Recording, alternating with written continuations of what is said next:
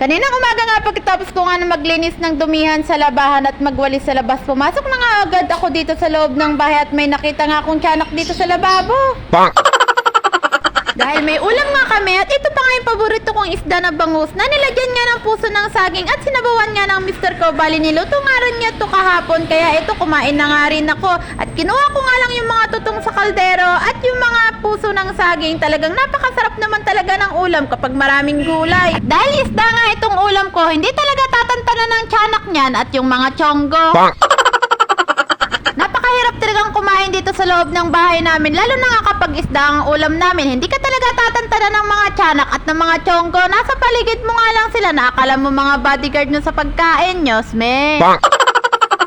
Grabe, wala talagang kabusugan itong mga negra na to. Talaga namang mag-anak na negra na mga walang kabusugan. Napakalalaki na nga ng mga tiyan at umaga pa nga lang yung pagkain na nga nila ang inaasikaso ko. Pagtapos ko nga asikasuhin yung mga pagkain ng mga bagets ko, tignan nyo naman, mag-anak na nga sila dyan. At may lumalabas nga ang puting ulo na gusto nga rin makahalubilo at makigulo dito sa mga negra na to. At ito na nga rin yung isang napakalaki pang tiyanak dito sa kabilang gilid ko. Naamoy nga nila yung ulam kong isda kaya talaga namang hindi talaga maganda o gaga itong mga tiyanak na to at itong mga tiyonggo na to, nyosme. At dahil pinagkakaguluhan na nga rin ako ng mga tiyanak at ng mga tiyonggo kaya tumayo na nga rin ako at dito na nga lang ako sa harap ng lababo kumain para hindi nga maabot yung pagkain ko, nyosme.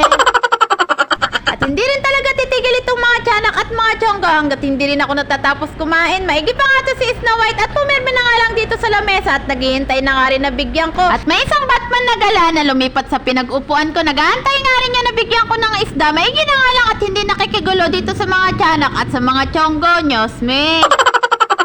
Minsan na nga lang ako makapag-ulam ng paborito kong isda na kahit araw-araw nga ako o makaluwahan nga ako sa palengke para bumili ng isda dahil binibili ko nga lang dun yung mga ulam nitong mga junakis kong pusa, nyosme.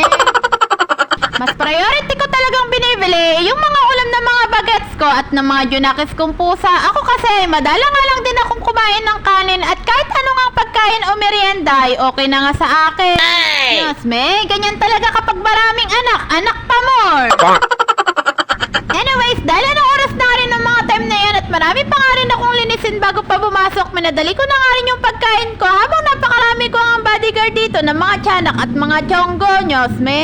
At napakasarap naman talaga ng sabaw nitong ulam ko. Inihigop ko pa talaga yung sabaw dito sa plato. At itong napakalaki kong tiyanak na junakis, gusto niya pa atang iharang yung malapad niyang likod dito sa camera, nyosme. Patapos na nga rin akong kumain dyan at nagtira na nga rin ako ng konting kanin na may sabaw na may isda sa plato. Nilamas-lamas ko na nga rin yun at binigay ko na nga rin sa kanila.